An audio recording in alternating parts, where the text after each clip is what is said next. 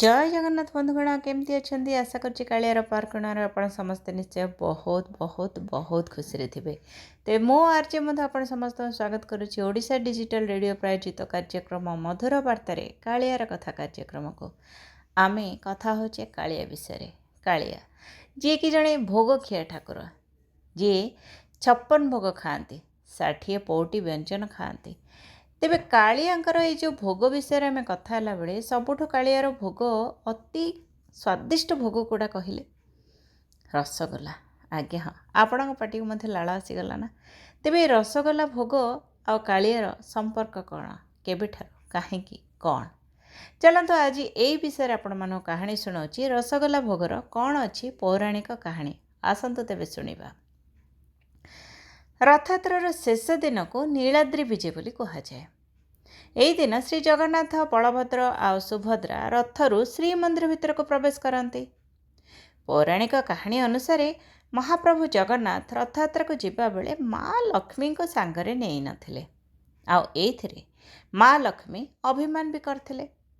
रथयात्रा समय हेरा पंचमी दिन माँ कौन कले गुंडीचा मंदिर को जाई निजर असंतोष को प्रकाश करथिले।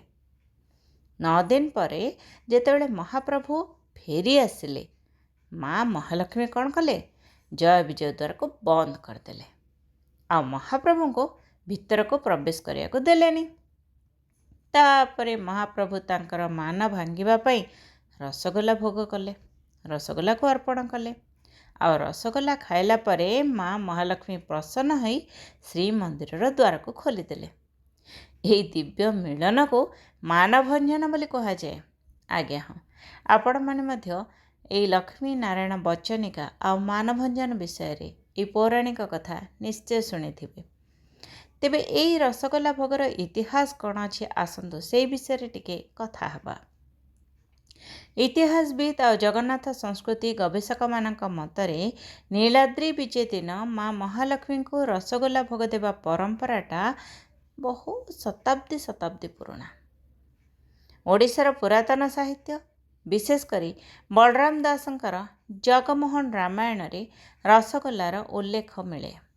मंदिर परंपरा आ प्राचीन लेखाजोखारे मध्य नीलाद्री विजय सहित यही रसगोला भोगर संपर्क वर्णित होइछि।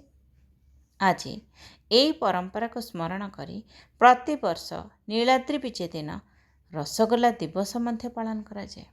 आगे हाँ आमे समस्ते जाने जे जेतेबेले आम कालिया ठाकुर जहाँ किछि भी तांकर नीतिकांति हुए भोगराग हुए आमे सबू ओडिया ताकू आमर दैनंदिन जीवन रे निश्चय उतार दे थाओ।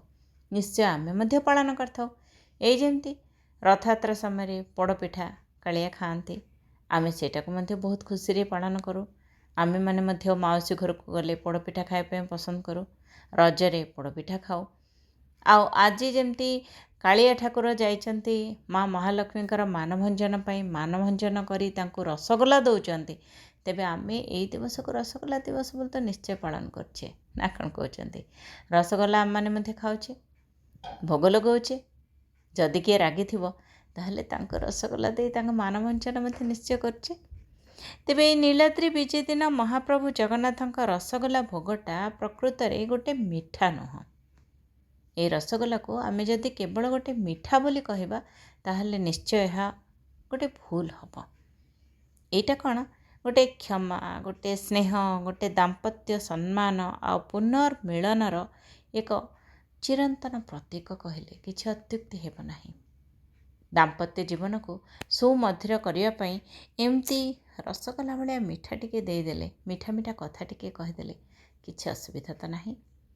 जेतेबेले आपण माने मध्य लक्ष्य करछन्ती जे आपणक पत्नी टिके अभिमान करिसन्ती रागरुषा करिसन्ती किंबा आपणक परिवार कौनसी सदस्य आपणकर कौनसी कथा को नहीं टिके मन खराब करछन्ती कौन करिवे।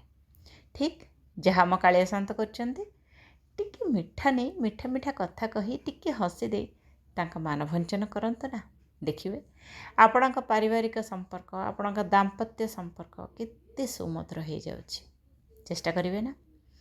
तेबे आज अध्याय आम ये समाप्त करवा। आपण समस्त पुणी थे रसगोला दिवस ढेर सारा शुभकामना କାଳିଆର କଥା ଏମିତି ଶୁଣୁଥାନ୍ତୁ, ତା ଭକ୍ତିରେ ହଜିଯାଆନ୍ତୁ, ମଜିଯାଆନ୍ତୁ। ଆଉ ମୋ ସାଙ୍ଗରେ ସବୁବେଳେ କୁହନ୍ତୁ ଜୟ ଜଗନ୍ନାଥ, ଜୟ ଜଗନ୍ନାଥ, ଜୟ ଜଗନ୍ନାଥ। ଆଗାମୀ ଅଧ୍ୟାୟରେ ଦେଖା ହେବାର ପୁଣି ଏକ ପ୍ରତିଶ୍ରୁତି ଦେଇ ବର୍ତ୍ତମାନ ମୁଁ ଆଜି ମଧ୍ୟ ଆପଣ ସମସ୍ତଙ୍କ ଠାରୁ ବିଦାୟ ନେଉଛି। ନିଜର ଯତ୍ନ ନିଅନ୍ତୁ। ଜୟ ଜଗନ୍ନାଥ। ଧନ୍ୟବାଦ। କାଳିଆ